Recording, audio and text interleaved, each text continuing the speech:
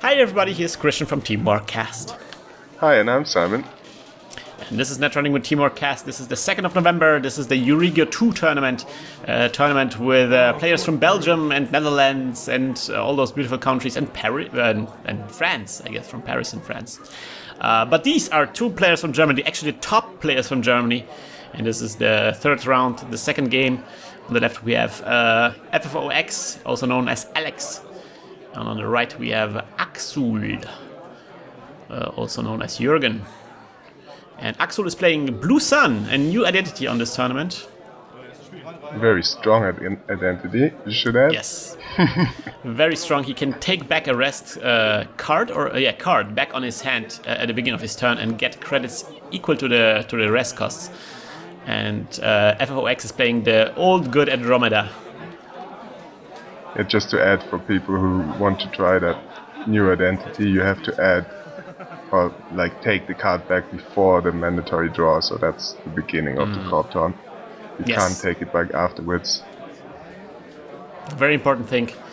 And we have a sure gamble going on here from Andromeda and a dirty laundry, I'm guessing on archives. Yeah, a classic start, I'd say. Yeah, I would say so too. Missing Desperado, but yeah. He's got Magnum in hand, so economy shouldn't be his concern. So some players, especially from America, are confused about this. Have you played a Magnum Opus in Andromeda? I tried Alex deck, like FFOX deck. I'm not a big fan of Magnum Opus. I'm not so convinced that it's really good. Finally somebody who understands. I hate it also. I don't know, I just don't think it's that effective. I mean, first of all, in Andromeda it really clogs up your memory. And then, if you do the math, it only gets effective, after a lot of turns, Yeah. I mean, it's I think there's, easier. A very classic article on StimHack. How's that guy called? No, he compares, Magnum Opus and Professional Contacts, and reaches the conclusion that even Professional Contacts is a lot better. If you've got lots of economy cards in your deck, obviously, because you're drawing into the economy cards and then playing them and so on. Alright, meanwhile stuff happened. So FFOX, Alex made a run on the HQ with an account siphon, and Axel raised a data pike there, and now he raised Adonis campaign in the server here, and then gets it back on his hand, so he gets immediately 3 credits. Is that 3 credits? Yeah, that's the most unfair thing you can do in Blue Sun, really. I hadn't even seen that when I first looked at this identity. I'm not really good at finding combos. I need other people to find them for me, and then I just play them. But it's insane. You get really good. You res it, and then you can get it back on your hand. You get back the credits that you paid for resing it, and get the 3 credits that you get at the beginning of each turn immediately. It's really crazy. 2 HQ interfaces, and then an inside job on HQ. Wow, crazy. Wow, there's a ghost branch being trashed and Jejena being scored, and there was a Scorched Earth. Yeah, I think so. And Ghost Branch, a card we never saw on the show yet. I'm amazed by this. Yeah, it's a fringe card, I think. Okay. It's a fringe card, but it can win the game here. It is a card trap that can be advanced. It looks like an agenda, and once the runner accesses it, he gets as many tags as there are counters on the card. Yeah. So something that Axel can fake in an agenda here. I'm not sure about Ghost Branch, but we'll see. We'll see.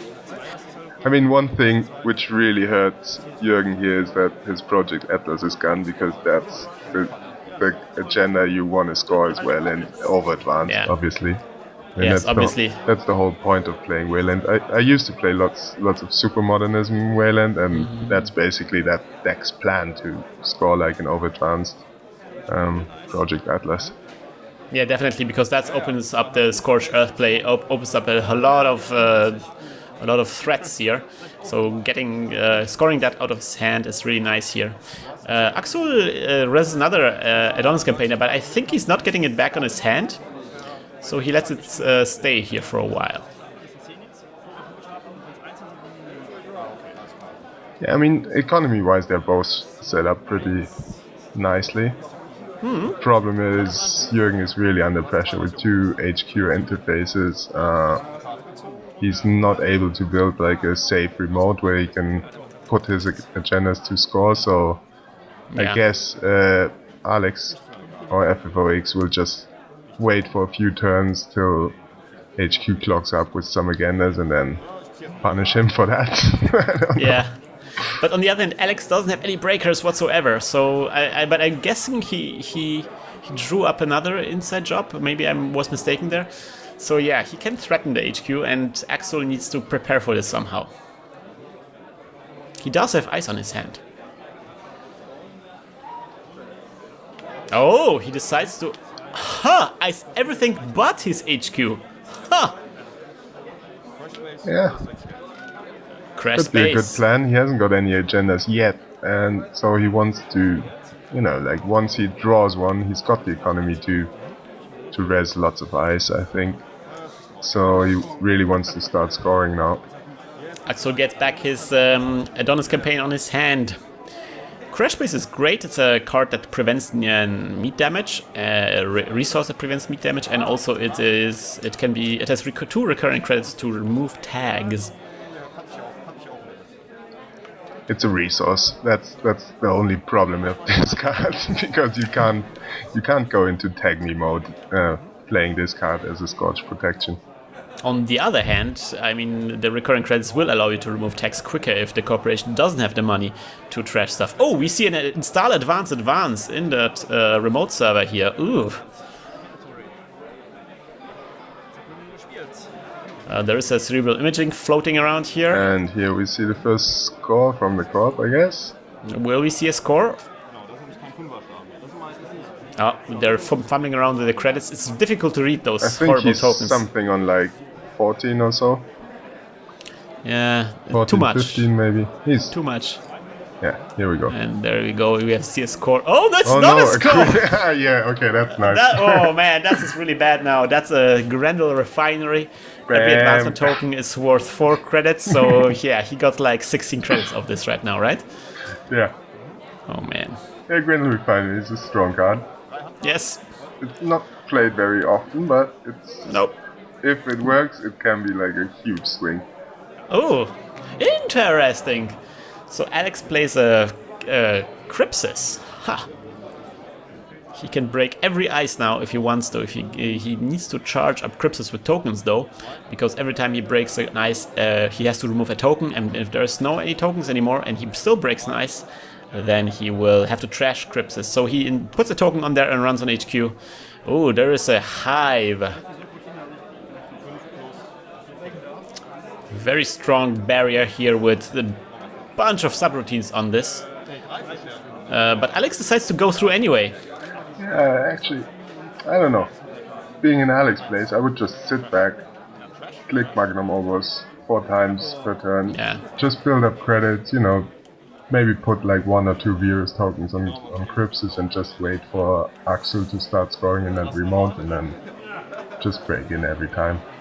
But he does get to see 3 cards, so that's really great. Although none of those cards is an agenda, so yeah, you might have been right here. Yeah, you might have been wiser.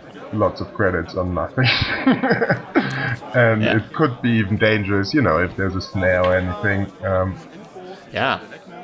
We saw that Axul does play a bit of traps here, and probably his plan is to kill Alex in the end with some kind of meaty Scorched Earth play. Yeah, he likes killing. I mean, he's playing Weyland, and he's known as a very good personal evolution player, so he's definitely got like a killing plan involved in that deck. Yes, he's a killer type of person, and he installs a Adonis campaign in that server, and does the trick with getting it back on his hand immediately. Oh man, that's so brutal. That's why Alex was thinking about trashing the Adonis campaign, because that's basically the only place he can trash it, on his HQ. I mean, the thing is, we still have to see like Axul's plan for doing something with all that money, like he needs an Ash or something to really an outlet for his credit advantage.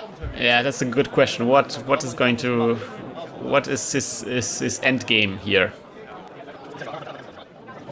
Draws up card. They're discussing about how many clicks he's using because he still have the 4 tokens from the last game. Of course, he has only 3 tokens. He 3 clicks as a corporation.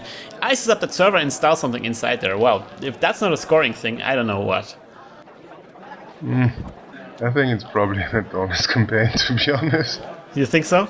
To make Alex run through all those ices. I mean, Weyland kind of never installs agendas without advancing them. You know, there's just...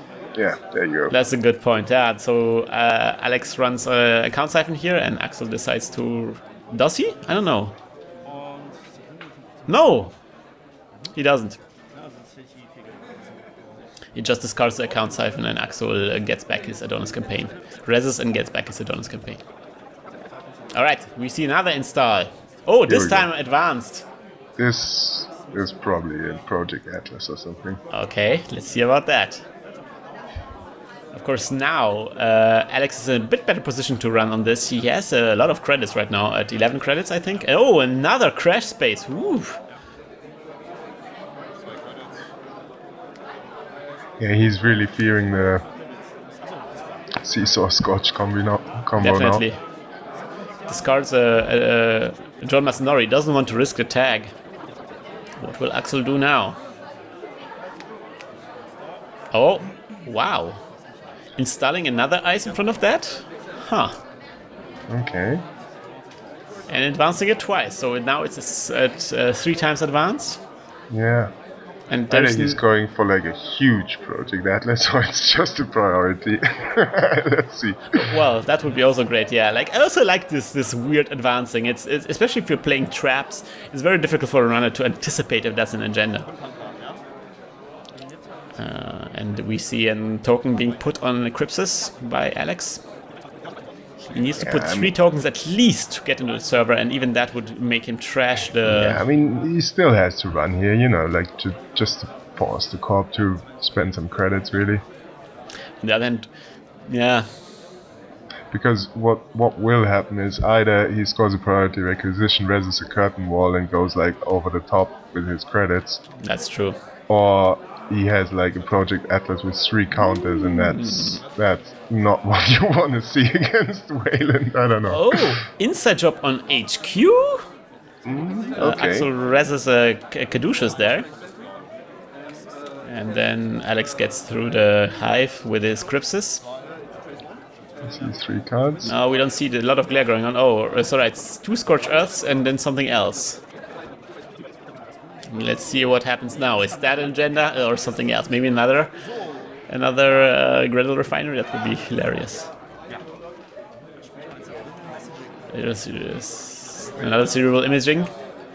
Yes, subliminal messaging. Oh man, always confusing those two. It's difficult to pronounce anyways. SM. Ugh, that sounds kinky.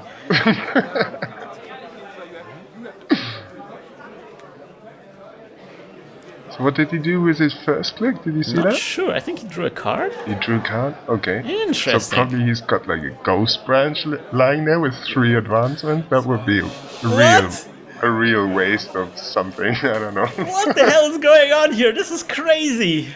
This is a huge server right now. 5 now he's scoring. Okay, here we go. Okay. Oh, it is enough. Yeah. he's scoring like for...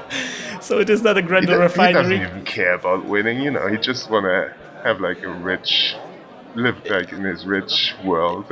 we have 35 credits or so right now. This is crazy. He could rest 2 curtain wall right now. Yeah, probably somebody should tell him that you don't win when you score 100 credits or something. Sure, gamble. And discarding a John Masanori.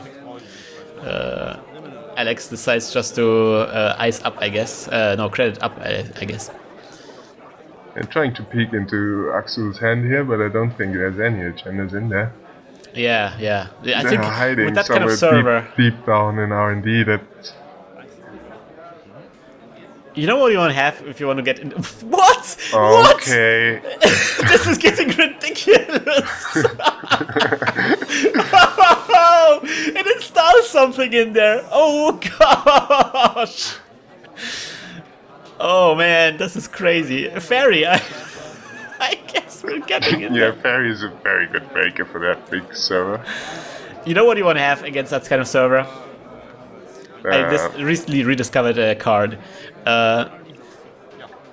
What? Running interference. I thought you would say that. Yeah, I really like the artwork. Yeah, It's my definitely. favorite play That map. artwork is really great.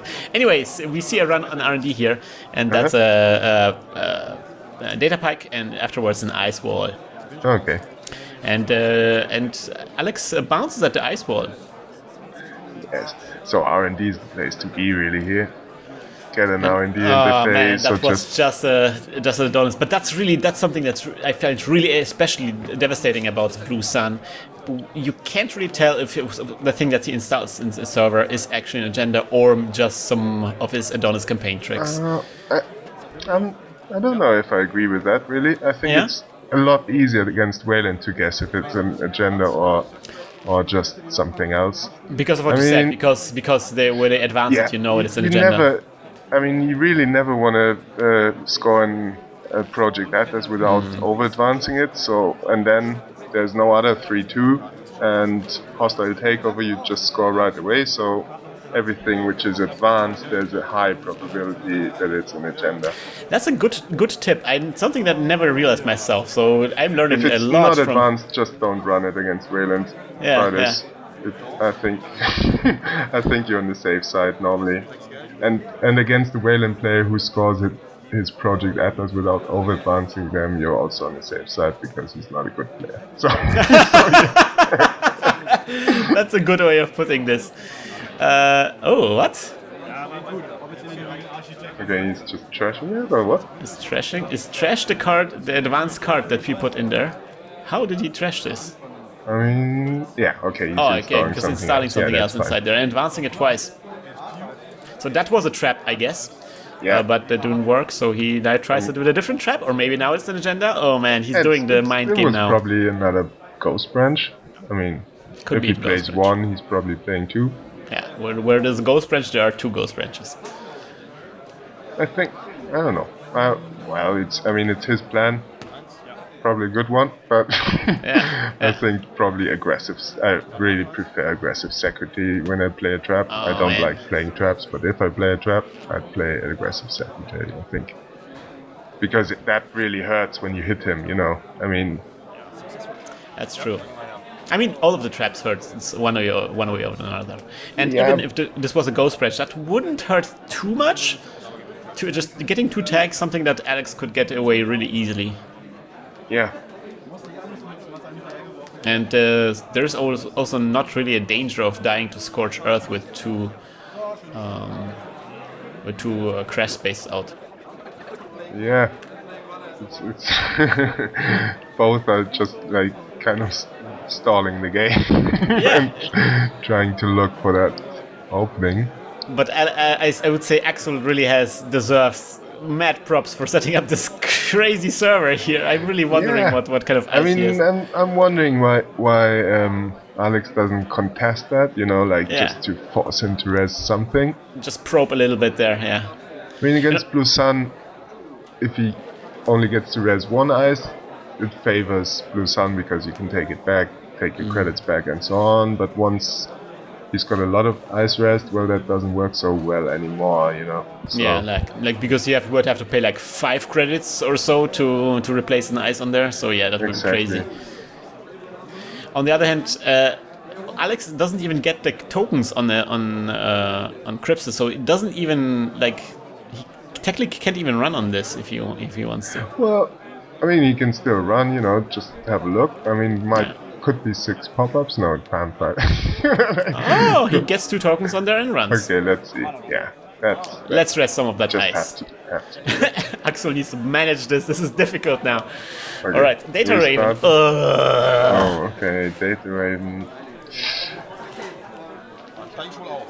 Oh, and Alex decides to check out here. Yeah, it's his last click, so he can't really take the tag. No, he can't.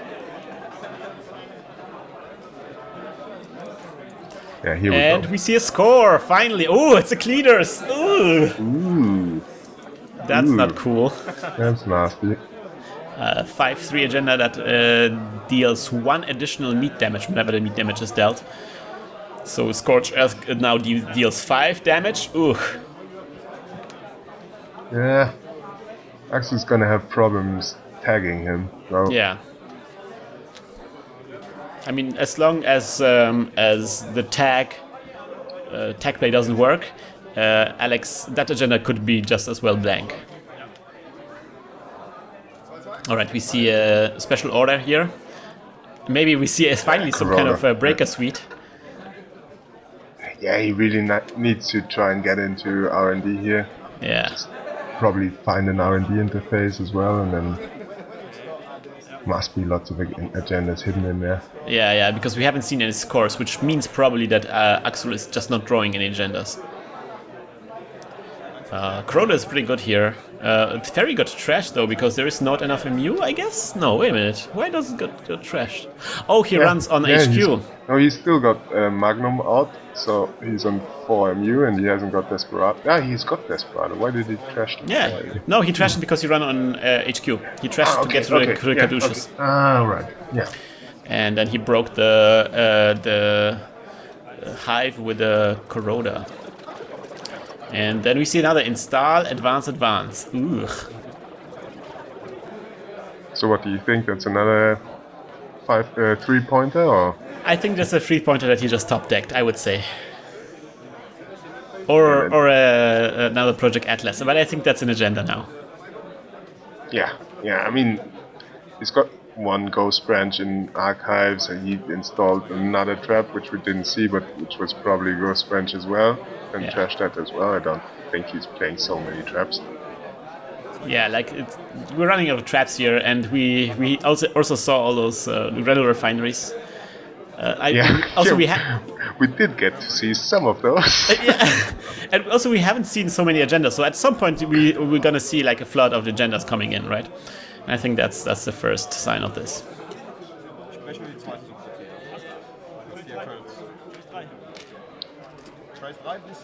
All right, he gets a tag. He runs on that server. He gets a tag and he breaks a trace. No, wait a minute, no, haha, he runs on HQ, I'm sorry about that. And he gets through the Caduceus by tracing it, by avoiding the traces. But he sees no agendas. Just a Jackson Howard being trashed here. Oh, another cleaners, wow! Okay, so we're up to 6 meat damage per Scorch. Yeah, that's crazy. Yeah. Doesn't really matter now, he just needs a hostile takeover. I hope he's playing that. Best agenda in Weyland ever, I think. Yeah, like there's gotta be like a hostile takeover there, and then he wins the game, because he's up to 6 agenda points now, and Alex hasn't really scored anything substantial here. We see a dirty laundry on, I'm guessing on R&D? Yeah, probably. He needs to lock him now, because if he doesn't... No agenda. No luck there. Not good. Yeah, I guess Axel will just draw like crazy and install his last agenda in the remote. I don't know. Yeah, I think so too. Is he still very high on credits? Yeah, I think so. He's got like he gets back the hive because it's not doing anything anymore. It doesn't have any subroutines anymore. Those subroutines disappear as agenda points accumulate. So HQ is now even more vulnerable, and he just needs to draw up the agenda and put it in there. Yeah. But as we said at the beginning of the game, I mean, he had Magnum Opus out the whole game, and still his economy is like not so strong. I mean, he's on 12 credits or something. It's okay, but I mean, I think what's really hurt him right now is that he wasn't able to get like a full breaker suite. We haven't seen a code gate breaker yet. Yeah, he's got like a thumb in hand, but... Yeah, okay, that's good. Running on archives, there is nothing in there. Nope. Ooh, Hadrian's Wall, nice. We didn't get to see the other very unfair play by Blue Sun, which is like oversight IE into curtain wall or Hadrian's wall or whatever. I'm not exactly sure. I think Axel told me, I might be completely wrong here, that he actually doesn't have any oversight AI.